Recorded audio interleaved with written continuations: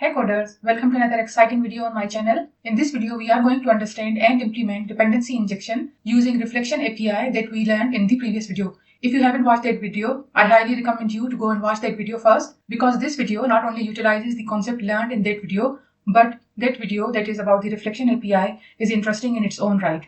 Anyways, let's come back to this video. So I have already created a file named no.di in a folder named di. Di means dependency injection. So the approach that I'm going to take is that first I will implement the code which will have no dependency injection at all. We will look at its drawbacks, and then in the next revision of the same program, we will use manual dependency injection. That is, that program will have dependency injection, but it will be like manual injection of dependency rather than automatic dependency injection. Then the third revision of same program will implement a concept called container. This name usually comes from inversion of control, in which there will be kind of dynamic dependency implemented or used through some container concept. And then in the fourth revision, we will see how can we implement dependency injection through Autowiring. That is, everything happens magically behind the scenes. So let's get started with first version, where there is no dependency at all. In this file, I have already created a class named logger, which only has one function named log. It takes one parameter message. We can type int is as a string, though it's not necessary, but let's do it anyway. Then whatever message we receive, it's being echoed out, but this text is appended to this message. This word log enclosed within these square brackets. So whatever message is passed is appended with this section or this part, log enclosed in square brackets and followed by this colon. So let's quickly see this message in action. So what we are going to do is that we are going to create new logger class, and then we are calling its log function and message, hey there. Okay, now this is command prompt. Let's execute this file. So the name of the file is no.di.php. Save. Okay, we don't need to put in echo. There is already this echo over here. Okay, so now we get this message, a logging message, hey there. Okay, so this is one class. This will be a logging service. Now let's create another class, user service. Now this user service is supposed to be a registration service. So let's make it user registration service.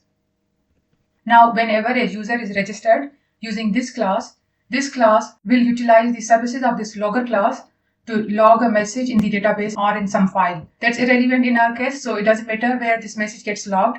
However, this user service is going to utilize this logger service whenever a user is successfully registered. Now, ideally, in a professional project, both of these classes are going to be defined in their respective files. But since they are very small classes, and this is a proof of concept tutorial, so I am putting all the classes in one file. However, you have to keep this in mind that most likely in real world scenarios, each of these classes will be saved in their respective files. Okay, so let's define the construct. No, first of all, create a private variable for this named logger. So this logger will eventually contain an instance of this logger class. Okay, now let's define a constructor.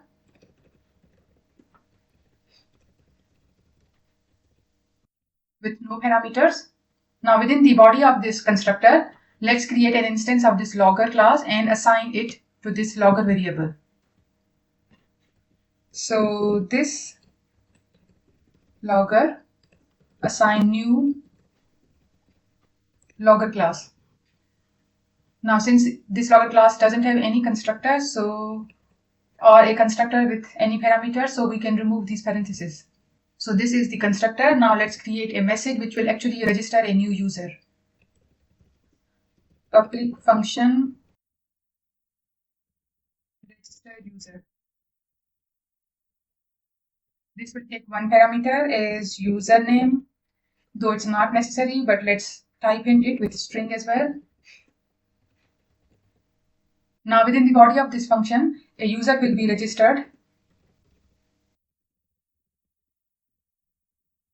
But we are not interested in this logic. What we are interested in is getting this log message, this one. So that's why we are skipping this registration logic. This tutorial is not about registration logic. So we are going to utilize this logger, and this logger has a function named log, to which we are going to pass this username. Copy. In fact, we will pass in a string and the whole message is user single quotations, and there pass in this parameter username, user, then username successfully registered. That's it. Okay, this is the end of our user registration service as well. Let's make this one logger service as well.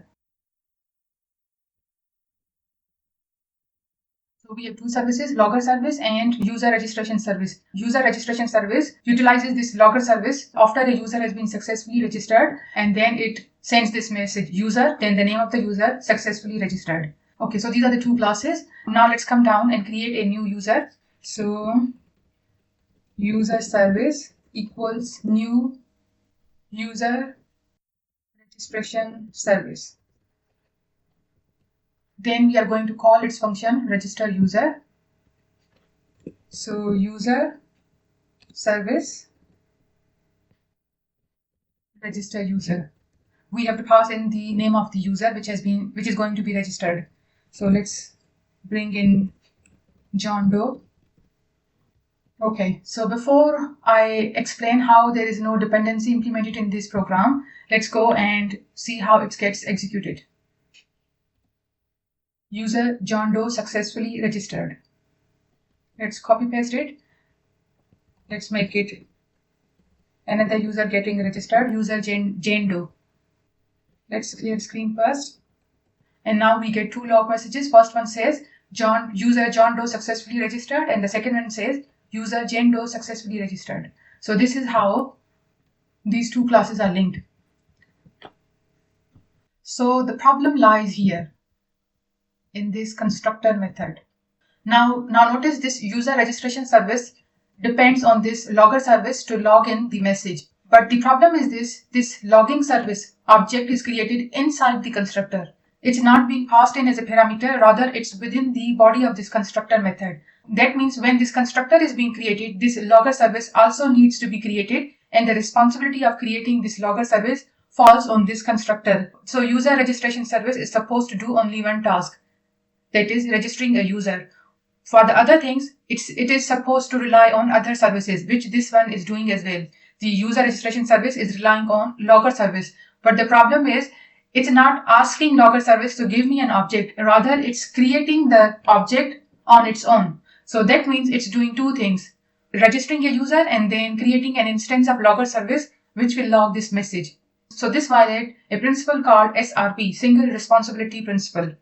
The other problem that this creates is that these two services are now tightly coupled. For example, instead of this logger service, if we wanted to replace this service with, let's say, file log service, then that means we have to come to this user registration service and manually change it over here as well.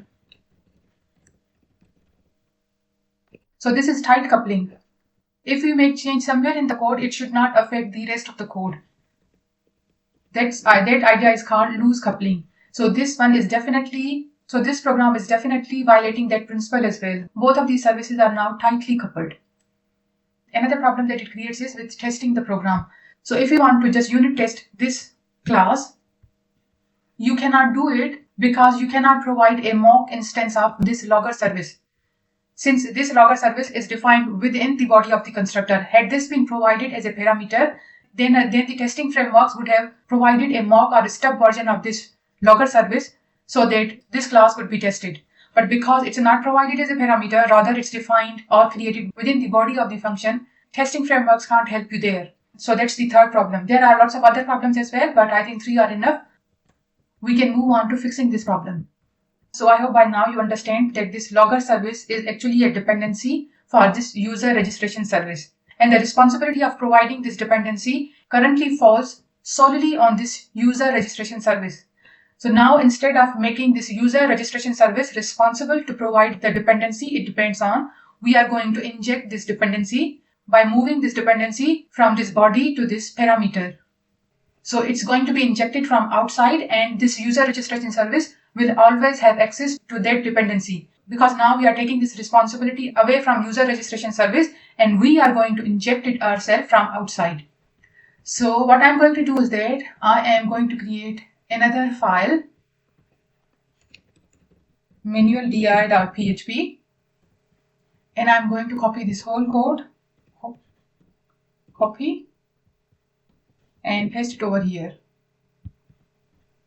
And over here, I'm going to show you how can we manually inject this dependency and lift this responsibility off the shoulders of user registration service. So what I'm going to do is that we are passing this dependency as a parameter. Let's type in it, logger. Okay, now we are going to change it from new logger service to whatever has been passed. Now, if you notice, within the body of this user registration service class, nowhere we have used the keyword new. That means now this user registration service is not creating this dependency itself. It's going to be provided this dependency when an object of type user registration service is created. So this way we are injecting this dependency within this user registration service class from outside.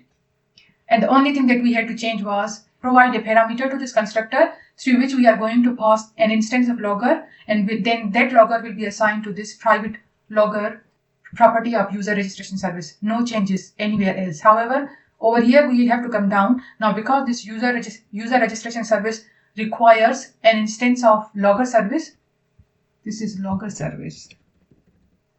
So we have to create another instance or object, new logger service. So now we are creating this object and we are going to inject this object into this user registration service. Now user registration service does not have to create an object of type logger service. Rather, that instance is being injected into the constructor of this user registration service. So whenever the user registration service object is created, it's also provided its dependency, that was this logger service. Now it will work just fine, I hope. So let's clear screen, and the name is manualdi.php. Again, we get two messages: user John Doe successfully registered, user Jane Doe successfully registered, because we only changed the dependency. The rest of the program is same. So this is injecting dependency but manually. That is, we over here had to create this dependency and then we injected it manually within the user registration service.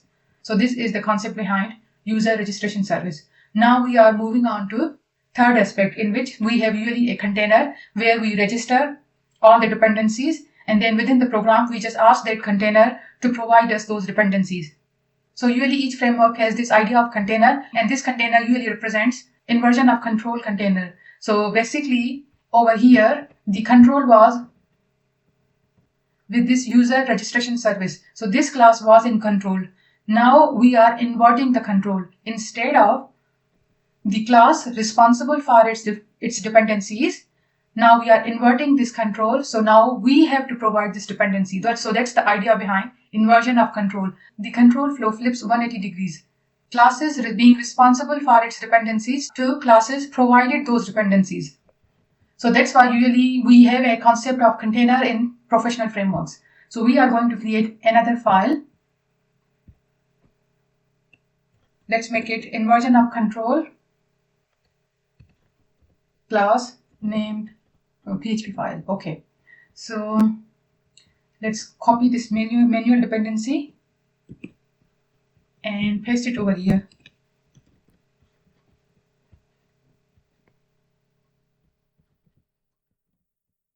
So now we have to create a class named container, or let's make it IOC container.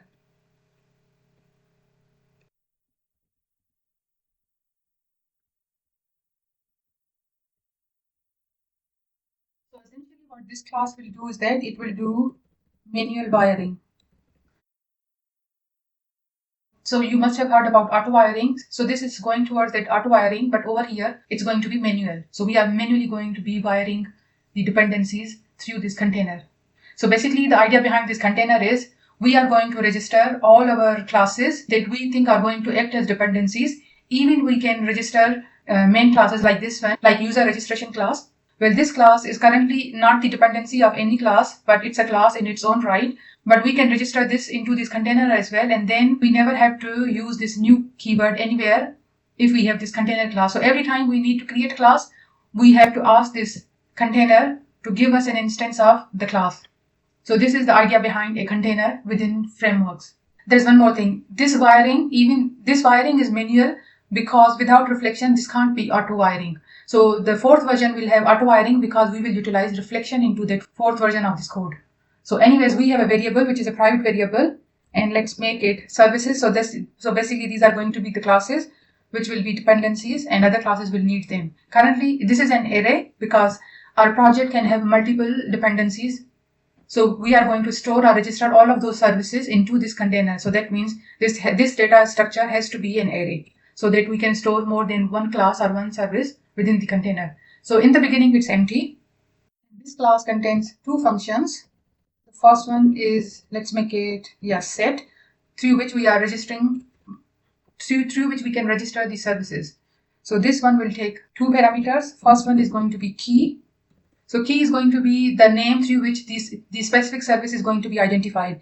And the second one is, let's make it callable. So it has to be some form of callable element, like a function or a class and method that could be called back. So anything which could be called back, we will be passing it over here. Okay.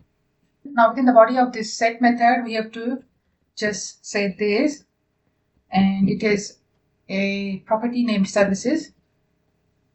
So we are going to create an element with the name key as its index key, and to that we have to assign this callable. So whatever has been passed as the second parameter, that's going to be the value of this index. That's it. So this is how we are registering any service within the container.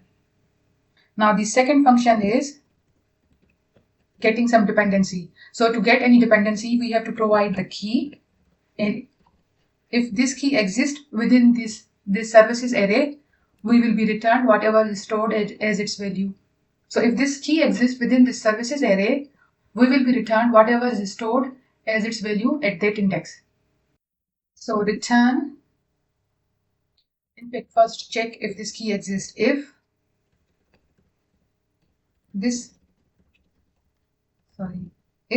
is set, this services key, then return it this services copy, and then we have to place in these parentheses.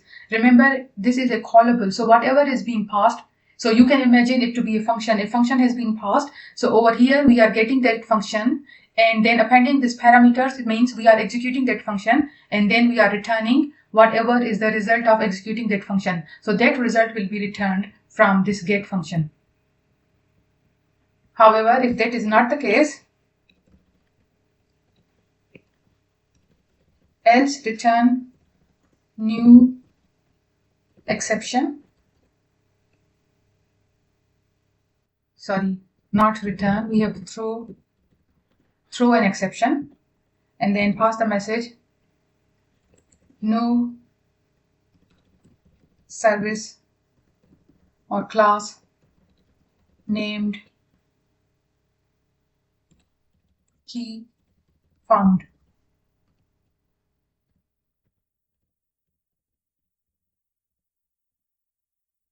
Okay, so this is the get method.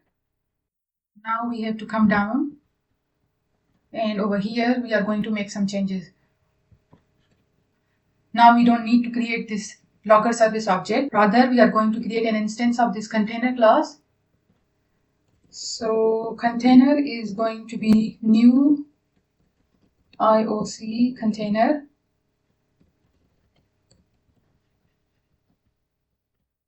Now to this container class, we have to register all the classes that we think will act as dependencies for other classes. So currently we only have this, where did it go? This logger service, which acts as a container class, which acts as a dependency for user registration service.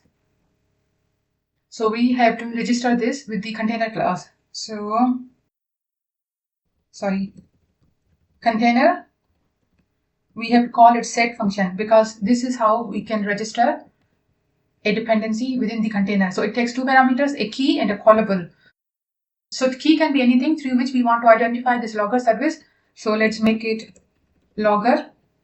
Now the second parameter is going to be a caller, a callable thing, a callable entity. So we are going to pass in an anonymous function.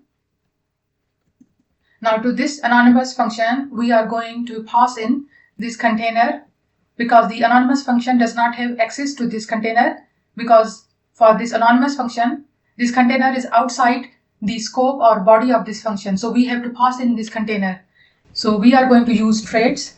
So to pass an outside element to an anonymous function, we are going to say use and then name, which is container. Now this anonymous function has access to this same container that exists over here, this one. So we have to enclose it within the parenthesis, and now the body of the function starts, so curly brackets.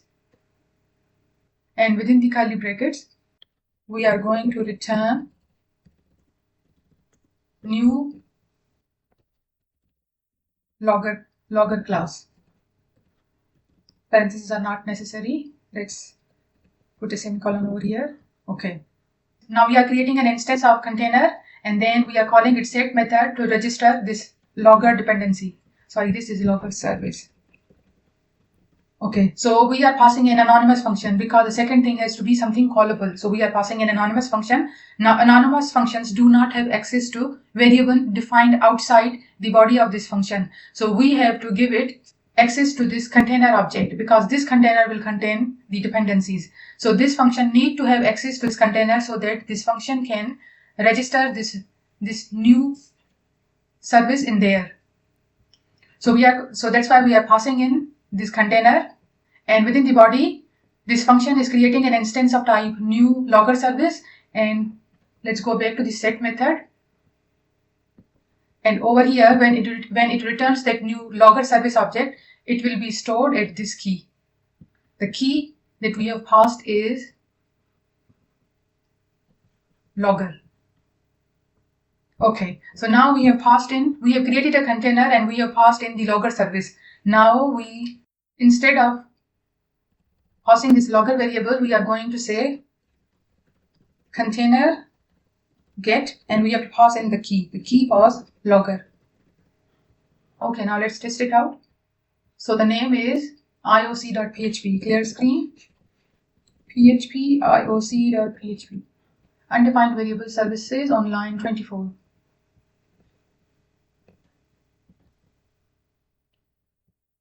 Okay, services S is missing over here. Clear screen. Did I not save it?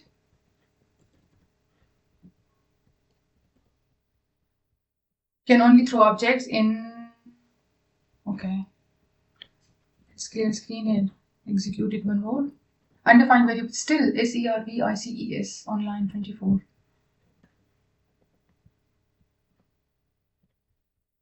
services. Oh, okay. We don't need this $sign over here because this $sign is present with this keyword. Clear screen, one more. Okay, user John Doe successfully registered, user Jane Doe successfully registered. Okay. So in this version, we are creating a container where we are going to register all the classes that we think will act as services. And then over here, we are creating an instance of type container, then registering the logger class with this container. And then when we are creating this user registration service object, then we are asking this container to give us an instance of logger class, logger service class. Now, if you notice over here, we don't have any new keyword for the logger service. We asked the container to provide us an instance of logger service.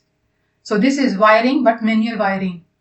We can go one step ahead and we can also register this new user service with the container. Then we will not have to use this new keyword to create an instance of this class either. So what we can do is that we can go back to the container and we are going to call set function one more time. And let's define a key user service. So this is the key. And now the second parameter has to be a callable, so anonymous function. Then again to this we have to give access to the container object. So we are going to use this use keyword and provide the container. now the body of this container, sorry, anonymous function. And within the body, we are going to return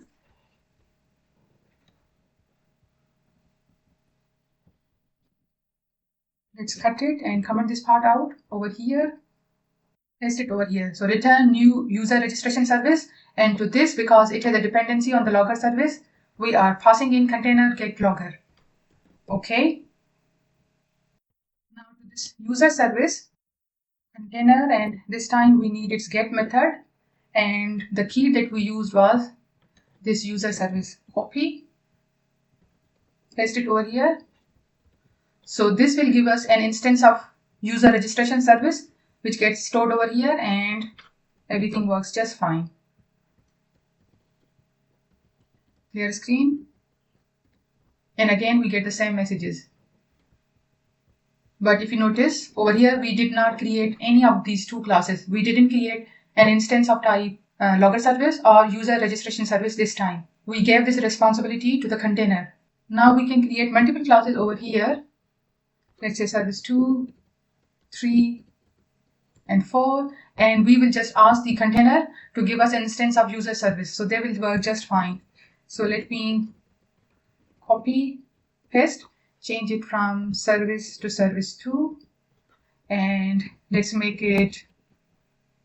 it the name Alice. And over here, let's give the name John. No, we have John already. Let's define Max. Again, hopefully, we won't see any kind of issues. So we got all 4 messages.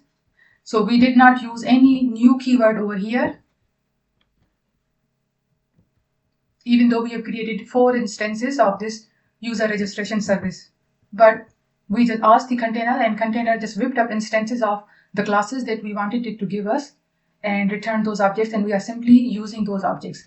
So this is the idea behind having container manage all the dependencies. Now the advantage of having a container is now all the dependencies are provided at one place. So when we are in the professional world, obviously our projects are going to be huge projects. So now this whole task of creating instances of objects has been assigned to one specific container in our case, and we will just register the services whose instances we might need later on in the project, and our whole project will ask the same container to give us instances of the classes. So now the management of object creation is encompassed into a single place, and this makes maintainability of the code much easier. Okay, so now this was manual wiring. Now let's go to the final version where we can achieve all these things dynamically. That is, within the container class as well, we don't have to create this new user registration or this new logger service. Everything will get created dynamically because of using reflection classes. Okay, so let's create another class. Let's give it name autowiring.php.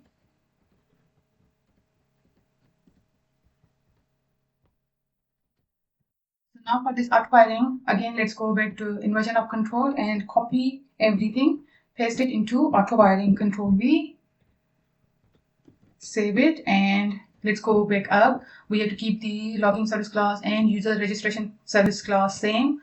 For the IOC container, we are going to make some changes over here. Okay, so the first thing that we are going to do is that because this is going to be utilizing reflection function, so it can be completely auto-wired. And by this, what I mean is, now if you notice our container class, where is it? Yeah, this container class had 2 functions, set and get, for the IOC.php class. But because now we are going to utilize reflection, so now we do not need to manually register these services. Okay, over here, let's comment this function out. That also means, let's go down. We don't need to call these set methods on this container object. So comment these out as well. In fact, in order to make our program don't look messy and easy to understand, I'm going to delete it straight away. And let's move this logger as well. Okay. Let's comment this out.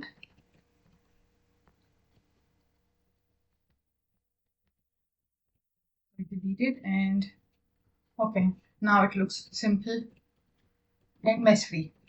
So we only have get method in the container class.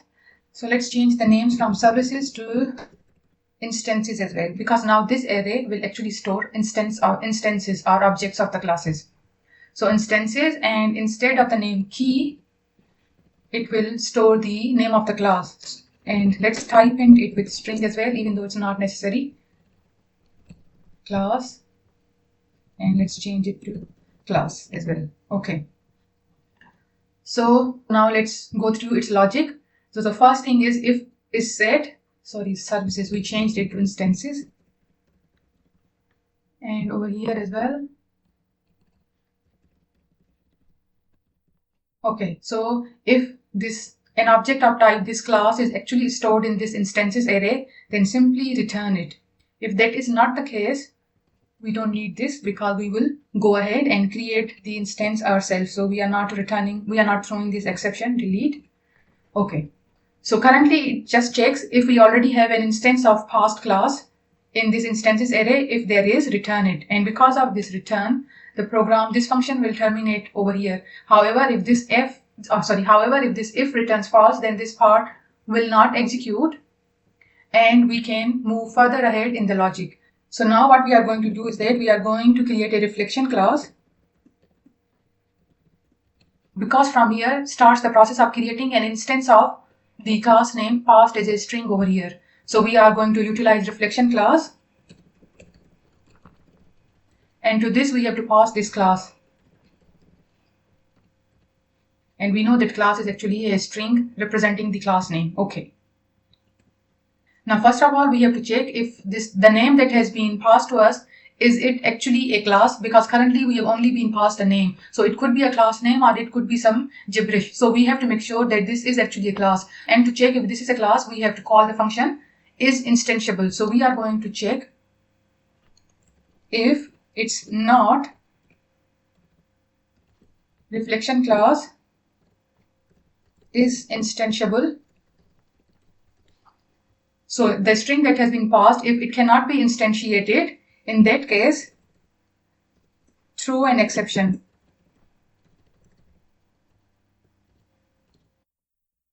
Class is not, so whatever name has been passed is not a class name, therefore cannot be instantiated.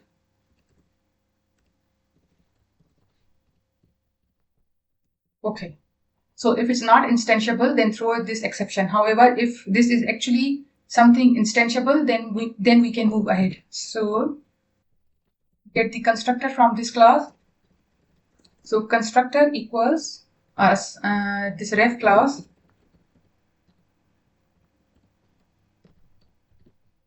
get constructor.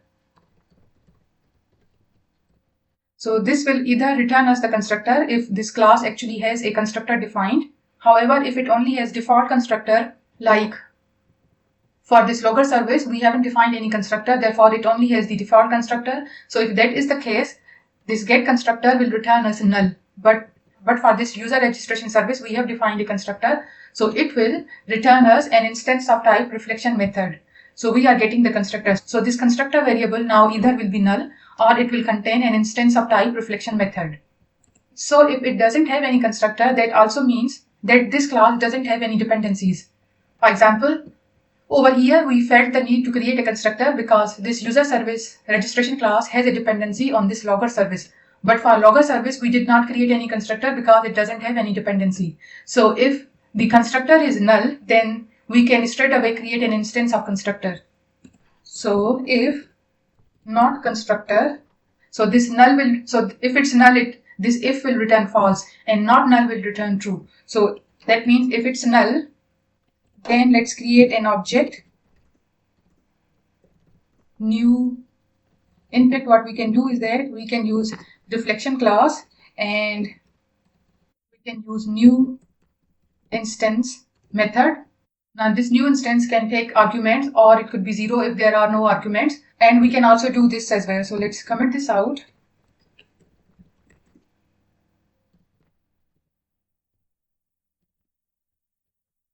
New class. We can take both of these approaches. But here's the thing with reflection. Because reflection class is inspecting its own code, so it puts more burden on the system which is running our program. As a result, our program is going to be slower in its execution. So we only use reflection when we do not have other ways to get to where we want to. So over here, we can create an instance of class without utilizing reflection. So we are taking this approach. Let's leave it over here for the reference. Okay. However, if this constructor contains an instance of type reflection method, that means we have defined a constructor and most likely it's going to contain dependencies. So if that is the case, we have to use else block. So the first thing is that we have to get the parameters of this constructor. So parameters equals constructor get parameters. So an object of type reflection method has a method called get parameters. So this will return us an array of type reflection parameters. So now this reflection parameters will contain an array and each element of that array will be of type reflection parameter. Okay. Now since these parameters are going to be dependencies for this constructor, so we are going to iterate over these parameters one by one and create those instances first, because only then we can instantiate an object of type this if we already have the object which its constructor depends upon. So first of all, we have to create those dependencies. So we are going to create a array which is going to store all the dependencies as an array. Okay, so initially it's empty. Now let's iterate over these parameters. For each parameters is parameter. First of all, we have to get the type of this parameter. So type is going to be parameter get type. Now if you remember, this type is going to contain either null or one of the subtypes of reflection type. So it's going to contain null if we haven't type hinted our parameters. Like this logger service is type hinted as logger service. If we don't do this and just provide the variable name, just provide the parameter name, so in that case the type is null. So we are just checking, we are just trying to get the type. Therefore the type can either return null if nothing has been specified as a type, or it will return one of the subtypes of parameter type. So the reason is that if it's null, that means no type is specified, then without knowing the type, we cannot know for sure that if this is a class or something else. So obviously we can't instantiate it. So therefore we have to make sure that the type has been specified over here and it's a class. So first thing is, let's figure out if the type has been specified or not. So paste it back. So now this type either is null or it will contain instance of reflection type. So if it's null, then we have to throw an exception that we cannot create an object of this type. So we have to check if it's null. So if we write type and it's null, it will return as false. So we are going to make it not null. So it will return as true when the type is null. Then we are going to say throw new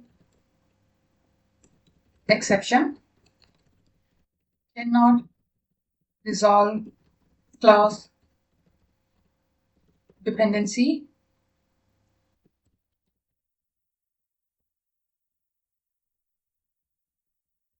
parameter get name. So whatever is the name of the parameter, we can't resolve this dependency. We also have to make sure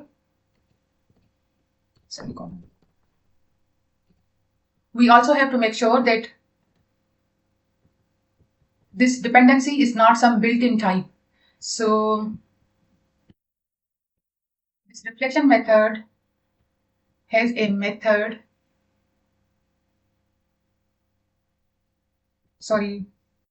reflection type. Okay. Let's go to reflection type. Now this reflection type will return one of these subtypes. So let's click on name type. So now over here there is a function is built-in. So this built-in will return true if it's a built-in type, otherwise it's false. So what is a built-in type? A built-in type is any type that is not a class, interface or trait. So this will return true if we have passed in an integer, string or array or boolean. So basically all the built-in types. However, if it's a class, an interface, or a trait, we will return false. So we have to make sure that we are not getting built-in types, because for built-in types, obviously we cannot create its instances. So we also have to check another condition. So if either of these conditions are true, then throw this exception. So the other condition is type is built-in. So if no type is specified, or type is specified but it's a built-in type, in that case throw an exception, because in both the cases an object can't be instantiated out of them. Okay. However, if that is not the case, then this is if. Let's come out of this if. Let's create a variable dependency class, and from the type let's get the name. So this will return us the name of the parameter. Sorry, name of the class name, not the parameter name. So this will basically return us this thing, not this parameter name of the class. Okay. So now what we are going to do is that we are going to create an instance of this class and store it into this dependencies array. So dependencies square bracket, and what we are going to do is that we are going to use recursion. So we will call this function again get, to first create that instance object, because that is a dependency. So get dependency class. Essentially what we are saying is that if we are interested in creating this registration service object, then first we have to create instances of all the dependencies defined in the constructor, because if we don't have objects of these dependency classes, we cannot create an object of type user registration service class. So this is what we are saying. Therefore, we are utilizing recursion. So within the get method, we are calling this get method again, because first we have to resolve all these dependency classes. So it will create, because we are within the for each loop. So one by one, we will be creating objects for all the dependencies and storing it in this dependencies array. So by the time we are outside this for each loop, we have all the dependency objects created and stored in this array, which is defined over here. Okay. Then outside this for each block, we are going to create object reflection class and new instance args method, and pass in this dependencies array. Now over here we are utilizing reflection class to create an instance of this object rather than using this new class method. That's because now we know that this method might have multiple dependencies. If we use the new keyword to create an instance, then that means we not only have to provide the dependencies, but we also have to know at which position which class parameter is placed. So we also have to get the positioning right. So that will become a manual thing, and reflection class can resolve this. So we simply have to provide the dependencies. It will take out all the dependencies and place them at appropriate positions in the constructor. So we don't have to worry about it. So over here, using the reflection class to create a new instance makes more sense. So that's why we are going with new instance args method of reflection class. Okay. Now this object is created. We have to store this object in this instances array, so that next time if another class also has the same dependency, we can get it from this array rather than going through this whole process of creating an instance. So therefore we have to store it within this instances array. So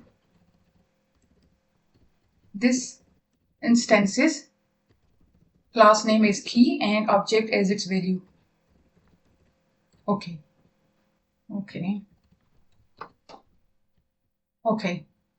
Now outside this else block, we can return this thing. Copy and paste it over here. Okay, so now we are done. Now let's see how can we use this method.